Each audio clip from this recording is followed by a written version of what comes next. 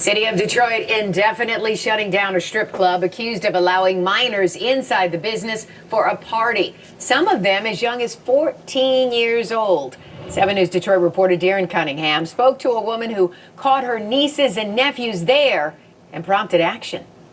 This gentleman's club has been stripped of its ability to do business. It's accused of allowing minors inside. And the no-nonsense auntie who blew the whistle says the adults who let them in should be ashamed of themselves.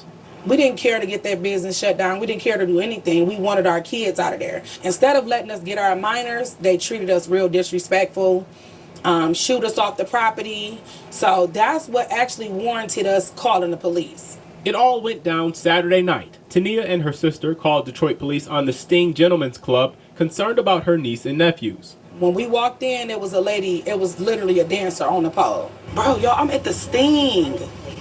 I'm at the Sting. This is from her Facebook Live. As she explained to me, she says her niece and nephews were supposed to be at an age-appropriate party in Southfield where they were dropped off. But their phone's locations came up at this strip club in Detroit. We were on the app. We were watching them, following their locations. We did what we were supposed to do. We did the footwork. It was so many kids running out of here, and I'm pretty sure their parents never even knew that they were here. In this establishment for a birthday party. Detroit Police Chief Todd Bettison said there were at least 20 other minors under the age of 21 present that night when police arrived. And as a result of Tania and her sister's call to authorities over the weekend, Wednesday, police shut the business down indefinitely. Let me be clear. We will not tolerate this in the city of Detroit, not at this establishment or any other establishment. And so to party promoters or anybody, if you're going to have parties and entice our children into establishment and venues that are meant for adults, we will use every aspect of city government, the law department, the Wayne County prosecutor, etc., to shut you down. They could have been drugged, trafficked, hit by a car, shot in the middle of a fight. We really want to get your side of the story. I reached out to the manager of the establishment and left a message, and I messaged him on social media. So far, no response. You think this puts other establishments on notice? This gonna definitely rattle and shake some feathers for sure. If and when we hear from the establishment, we'll be sure to let you know what they have to say at WXYZ.com.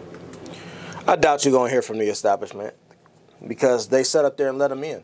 Who the hell, listen, I do not understand why in the world you will work. Y'all know how hard it is to open up a goddamn business? Do you know the type of things that you have to go through to even be on code to open up a strip club and for it to be up to code as far as what the city requires? Do you know how difficult it is to open an establishment like a gentleman's club and operate? Why in the world would you risk everything? Your business, your livelihood, your money, the bag, everything. Why would you risk everything on the fringes of a couple teenagers? Why would your bouncers even allow them into the club? How did they get in the club? How did they get in the club? All because they had some money? Y'all, if you struggling that bad that you need to let in some teenagers because your club ain't making enough money for you to sustain, then maybe you should go into business doing something else. Maybe you need to go ahead, pack that shit up. Because I couldn't imagine getting a phone call or trailing my 14-year-old child by phone. And shout out to the parents and the mom that ended up trailing their kids to find out where exactly they was when their asses was lying about it. See, a lot of these kids out here got way too much freedom. Way too much freedom. At age 14, 15 years old, I know where my kid is at. If my kid my kid has had a party at 14, 15 years old with his bowling league buddies all the time. They've been in the hotels before. I know exactly where they was, pulled up on them. Everybody's cool. He exactly where he say he is because I dropped them off there. I ain't never had a situation where one of my kids went somewhere and was somewhere that they said that it wasn't going to be at and they were supposed to be somewhere else. I ain't never had a situation where my kids felt comfortable enough to lie to me about where they was going and where they was going to be at.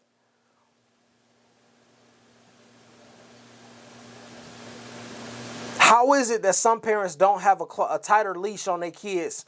And then, shout out to this parent, shout out to this mother. She said, oh, I'm going to just pull up on you. I'm trailing you. I got your phone. See, a lot of y'all think that these parents, y'all paying for these kids' phones. They ain't got no job. They ain't got no money. A lot of y'all are paying for your children's phones. Why aren't you tracking them? Why shouldn't you know their location at all times? They don't have no decision in the matter. What the hell are we talking about? You a kid. You a child still. I still got to tell you to wash up under your balls.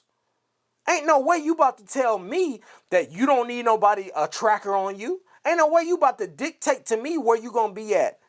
No. It don't work that way. Hell no. But as an owner, I can't for the life of me understand why you would risk your entire business, your livelihood, everything that you've done.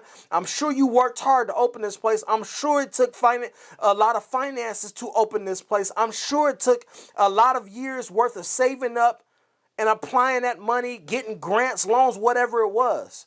I'm pretty sure you worked very hard to open and maintain your business. Why in the fuck would you risk all of that overnight for some teens because they brought you some money? Now you looking stupid. The establishment is closed, been shut down. Who knows for how long? And when it opens back up, you got this shit on your name. She said that when they walked up in there, it was strippers on the pole. Come on, man. Come on, dog. Come on, man. That old adage of, listen, let me tell y'all something. When the old heads was bragging, when the old heads used to brag about having their kids fuck older women, I'm talking about sons in particular because, you know, it was a double standard. It still is. It was a double standard back then, though. See, back then it was cool as a young man, 14, 13, 14, 15 years old, to get to bust down an older woman or to have the older woman come over and give these kids oral sex and performing oral sex on boys. That shit was cool back then. Old heads thought that was some type of fucking badge of honor. You got laughed at, actually. You got laughed at if you hadn't done anything by a certain age. That was the stigma that came with growing up as a young boy and trying to cross over into early manhood and early adulthood. There was a stigma that came with that. Because you old nasty niggas was out here basically prostituting y'all sons, thinking shit was sweet. Because it's what you did. You just passing on one trauma after the next onto your own kids, not even realizing it. Or if you did realize it, you just didn't give a fuck. Matter of fact, here, let me show y'all something. I feel like he has to sleep with a lot of women to feel like a man. It's promoted. I mean, I remember when I lost my virginity, I was with my cousin. We were driving to the store. He says, hey, I'm going to stop by my girlfriend's house. And I believe I was 16 at the time. We go in the house and she has a little sister who was very cute. So he goes in the room and he's having sex and me and her little sister are talking. When they come out, we get in the car. My cousin's driving. He says, hey, did you have sex with her? I'm like, no. He says, did you kiss her? I'm like, no, I just met her. He was like, you a virgin? I'm like, I haven't had sex before. When we pull up into his house where all my uncles were, my cousins and my mother, he yelled out, hey, Jason's a virgin. The entire house erupted in laughter. So when I looked around at my mother, she was laughing. It made me angry because here it is. I'm like, well, wait a minute. I thought this was. Why does a man feel like he has to sleep with a lot of women to feel like a man? It's the way I didn't know I had to just have sex with a woman that I don't care about for me to be validated as a man. But that's the culture. That's like the initiation into manhood. As soon as I got back to Detroit, I called a friend who knew a girl who liked me, and I went over the house because I knew I could have sex with her real quick and I can get this stigma up off of me. I didn't even care about her. I had no emotions. I did it because this was what I was taught as a man. You're not a man if you're faithful to one woman, and you're not a man if you're a virgin. So that day I lost my virginity, my mindset shifted. All you can be is strong, provide, or be promiscuous. And this is your identity. We hide behind the suits, the cigars, the cars, the jewelry, the watches. Inside that home, there's a man depressed, on the edge, and possibly suicidal. Sheesh. Sheesh. Yo, I don't even need to follow that up with nothing. He laid it out in front of y'all. This is what our young men had to deal with, and it was more common back then than it is. I want to believe that it was more common anyway back then than it is today, but that stigma still holds true in most cases. A lot of these young circles that these boys are in, this is also goes back to my point that I made earlier about making sure that your friends have people around them that have character, great character. Because when you're around a group of idiots and you're around a group of boys that are so immature and they are being led by emotions and everything they do is off of emotion, your son possibly falls victim to that as well. What he said here is exactly why you need strong friend circles of like-minded individuals who are headed in the same direction that your people, that your son and that your kids are headed in. Your group your group of friends absolutely defines you. And I believe that on both sides, boys and girls. I remember when I was on the dating scene, if I ever met a woman and went out with her and ended up meeting her friends and I felt like all of her friends were trash, or all of her friends were rats, or all of her friends were disgusting, didn't have morals or values, I judged her for that. Because what the fuck are you doing hanging out with them? Why would you hang out with such people of low character, low value, that think so lowly of themselves? There's something wrong there. Red flag all day long.